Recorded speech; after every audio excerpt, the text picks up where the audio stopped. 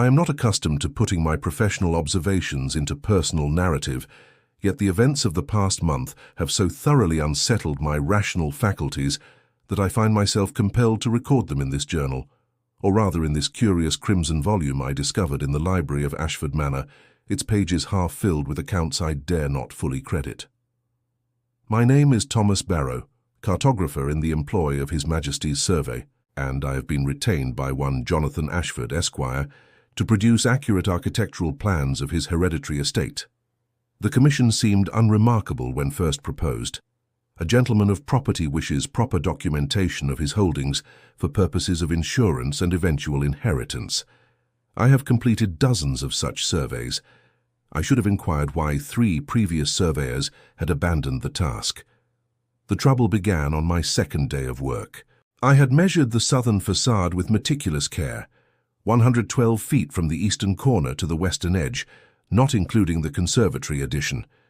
I recorded this figure in my notebook with full confidence in its accuracy, for I have practiced my profession for 20 years without significant error. That afternoon I measured the interior length of the ground floor's southern corridor. The hallway runs without interruption, from the morning room at the eastern end to the drawing room at the western terminus. I paced it with my measuring chain, then verified with my surveyor's wheel, 134 feet. I assumed an error in my morning's work and returned to measure the exterior once more. 112 feet. I measured again. The same. 22 feet of interior space existed where no space could possibly be.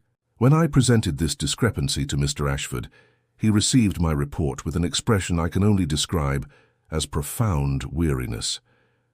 "Yes," he said simply, "the house does that." "Does what, precisely?" I demanded, my professional pride somewhat affronted by his lack of surprise. "Contains more than it should," he replied, and would say no more on the subject. That evening I discovered the Codex in the library, this very volume in which I now write.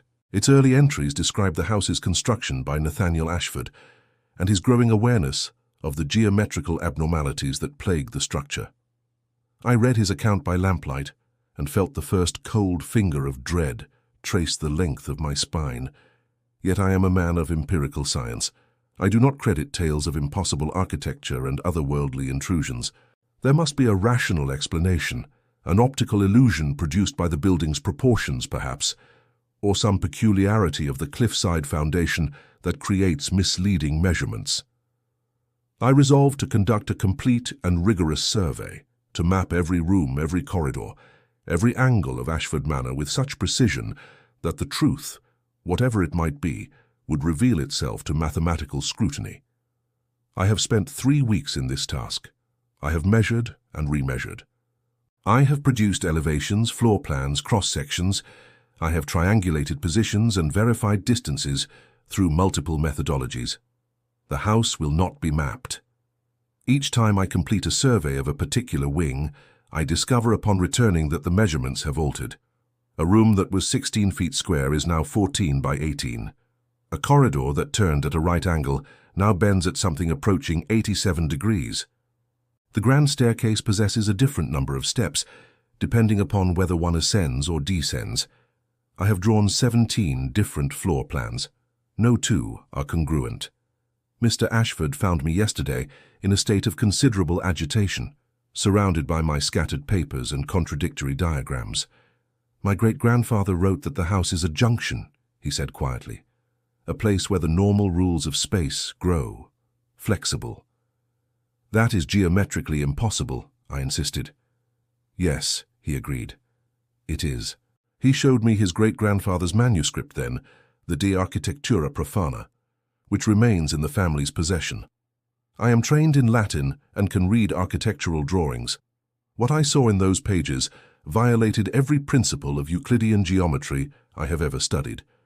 The manuscript describes angles that exist outside the 3 dimensions of normal space. It provides calculations for determining the load-bearing properties of walls that stand in 4 dimensions simultaneously. It contains elevation drawings of structures that, if built according to the specifications provided, would create weak points in the fabric of reality itself. Nathaniel Ashford did not build incorrectly. he built according to an architecture older and more terrible than human mathematics have yet discovered. Last night I could not sleep. I rose and walked the corridors with my lamp, seeking to understand, to find some rational framework that would contain these impossibilities. I climbed the grand staircase, counting 41 steps, and proceeded along the first-floor hallway. I walked for what seemed a quarter hour, past doors I had previously catalogued, past family portraits whose subjects watched me with expressions of knowing pity. The corridor should have ended at the western wall. The exterior dimensions permit no other possibility. The corridor did not end. It curved gradually leftward, describing an arc I have calculated should have brought me back to my starting point within 200 paces. After 300 paces, I found myself in a section of hallway I did not recognize, lined with doors that appeared in none of my surveys. I tried one door, locked, another, locked. A third opened easily. The room beyond contained no furniture, no windows. The walls met at angles I cannot adequately describe, for they seemed to possess vertices in directions my eyes could perceive, but my mind could not process. The lamplight behaved strangely, casting shadows that extended in too many directions, as if multiple light sources existed where I could see only one. Something moved in those shadows, not a rat, not a servant, not anything that should exist in a properly constructed English manor house.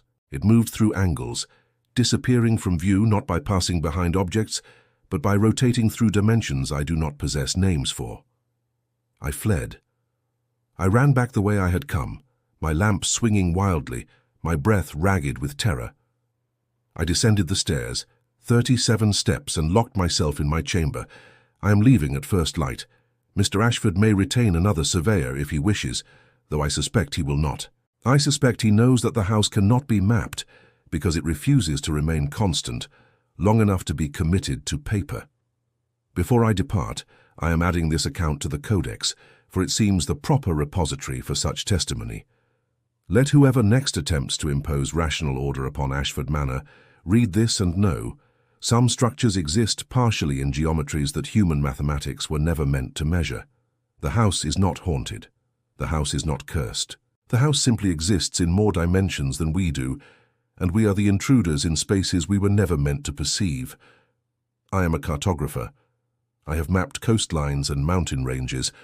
I have produced surveys of impeccable accuracy for noble families across England. But I cannot map Ashford Manor. Some places do not wish to be known. A marginal note, added in different hand. Thomas Barrow's body was discovered at the base of the cliffs, 300 yards from the manor. The local magistrate ruled it accidental death. His surveying equipment was never recovered. His final floor plan, found in his chamber, showed Ashford Manor possessing 73 rooms. The house has never contained more than 42.